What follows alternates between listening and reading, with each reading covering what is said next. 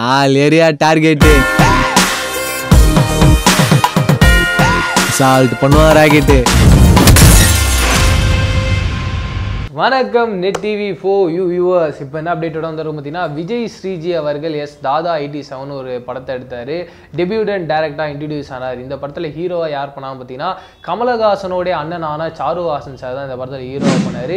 ஹீரோயினா நம்மளோட கீர்த்தி சுரேஷ் மேம் இருக்காங்க தெரியுங்களா, அவங்களோட பாட்டி பண்ணாங்க. அவங்க பேர் வந்து சரோஜா.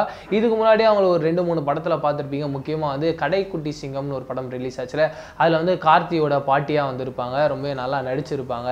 இது மட்டும் இல்லாமல் இந்த படம் வந்து அந்த தாதா 87ன்ற படம் வந்து ஒரு 2 வேரியேஷனில் போகும். ஒன்று வந்து அந்த தாதாவை பற்றின ஒரு கதையாக இருக்கும். இன்னொரு கதை வந்து லோக்கலாக இருக்க பசங்களாம் ஒரு பொண்ணு பின்னாடி எப்படி உஷார் பண்ண போயிட்டு இருப்பாங்க, அந்த மாதிரியான கதையாக இருக்கும். அந்த போர்ஷனில் வந்து லீட் ரோலாக யார் பண்ணியிருப்பாங்க பார்த்தீங்கன்னா, கலக்கப்போது யார் சீசன் 5ல் அவர் பார்த்துருப்பீங்க. ஆனந்த்ன்ட்டு சிவகார்த்திகேயன் வாய்ஸ்லாம் பேசுவார். எப்படி இருக்கீங்க, நல்லா இருக்கீங்களா, நமக்கு வரல பட் அவர் பேசுவார், நல்லா இருக்கும். இதில் வந்து ஃபீமேல் லீடாக வந்து ஒரு 3 பேர் பண்ணாங்க. அது மட்டும் இல்லாமல் காமெடினா நம்மளோட ஆதித்யா கதிர் அவர்கள் பண்ணார். யானை ஜோக்லாம் நீங்கள் பார்த்துருப்பீங்கன்னு நினைக்கிறேன். ஆதித்யாவில் அங்கே அந்த மாதிரி யானை ஜோக்ஸ்லாம் பண்ணிட்டு இருந்தார். இங்கேயும் அந்த மாதிரி சூப்பரான காமெடிஸ்லாம் பண்ணிட்டு இருந்தார். ஓவராலாக அந்த டேரக்டர் அடுத்து என்ன படம் பண்ண போகிறான்னு சொல்லிட்டு அஃபிஷியலாக சொன்னார். பார்த்தீங்கன்னா, பிரெயின் அப்படின்னு ஒரு படம் பண்ணுறதா ஒரு போஸ்டர் வந்தது. ஒருத்தர் கையில் வந்து பிரெயின் இருக்கா மாதிரி.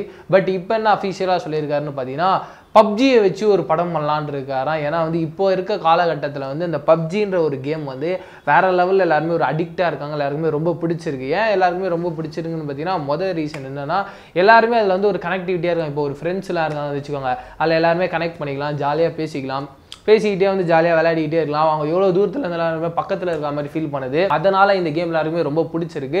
பட் எல்லாருமே வெளி பக்கத்தில் என்ன சொல்கிறாங்கன்னா, இப்போ ஸ்கூல் பசங்களாம் விளையாடுறாங்கன்னா பயங்கரமாக அடிக்ட் ஆகிறாங்க. அந்த கேமில் முக்கியமான விஷயமா என்ன இருக்குன்னு பார்த்தீங்கன்னா, ஒரு 4-5 பேர் கொலை பண்ணுறது தான் அந்த கேமோட மெயினான மோட்டிவ். அதனால் அவங்கள ரியல் லைஃப்லேயே வந்து அந்த மாதிரியான மாற ஆரம்பிச்சிடறாங்க. யாரையாவது கொலை பண்ணோம். இப்போ பப்ஜி கேம்லாம் விளையாட ஆரம்பிக்கலாம். சமீபத்தில் ஒரு நியூஸ் பார்த்தேன். திடீர்னு ஒரு வீட்டில் வந்து கரண்ட்டு கட் ஆயிடுச்சான். அந்த பையன் ஃபோனில் கேம் விளையாடிட்டு இருக்கும்போது கரண்ட்டு அவனோட ஃபோன்லேயே வந்து பேட்டரி லோ ஆகிட்டு சுவிச் ஆஃப் ஆகிட்டு இருக்கு. அவனுக்கு கேம் விளையாடியே ஆகணும்னு சொல்லிட்டு அவ்வளோ ஒரு டெம்ட் ஆகி வீட்டில் பயங்கரமாக சண்டை போட்டான் அப்படின்ற மாதிரியான விஷயங்கள்லாம் வந்துச்சு. ஒரு சில நியூஸில் வந்து குஜராத்தில் இந்த மாதிரி கொலை நடந்தது அப்படிலாம் கூட வந்தது.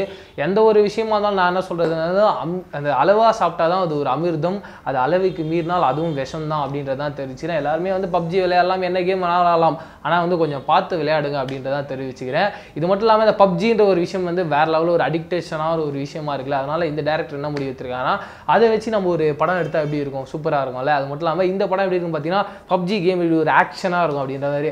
அதே மாதிரி இந்த படம் வந்து ஆக்ஷன் த்ரில்லராக இருக்க போகுது அப்படின்னு சொல்லியிருக்காரு. கூடிய விரைவில் இந்த படத்தோட அந்த கேஸ்ட் அண்ட் குரூவெல்லாம் சொல்லுவாங்க அப்படின்றத எதிர்பார்த்துட்டு இருக்கோம். இந்த படமும் வந்து நம்மளோட தாதா 87 வந்து ஒரு ஆவரேஜாக போச்சு அந்த படம். பட் இந்த படம் கண்டிப்பாக ஒரு பிளாக் பஸ்டர் ஹிட் கொடுக்கும். ஏன்னா வந்து பப்ஜிக்குன்னு ஒரு பெரிய ஃபேன் பேஸ் இருக்குது. நம்மளோட தமிழ்நாட்டில் மட்டும் இல்லாமல் உலக லெவலில் ஒரு ஃபேன் பேஸ் இருக்குது. அதனால் இந்த மாதிரியான படம் வந்து எடுத்தாங்கன்னா கண்டிப்பாக அது வேறு லெவலில் ரீச் கொடுக்கும்ன்றது எந்த ஒரு டவுட்டும் கிடையாது.